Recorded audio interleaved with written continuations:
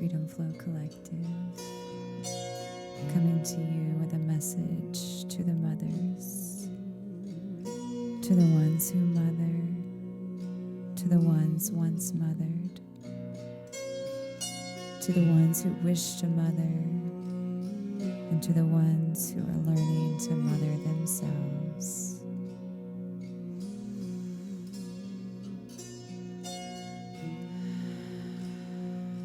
You give and give and give, and today you get to receive.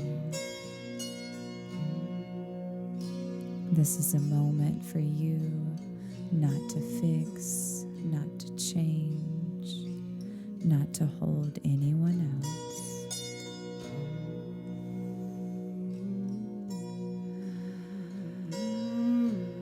To be held by yourself,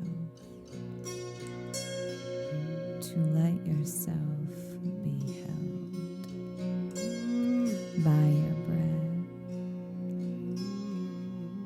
by the sound,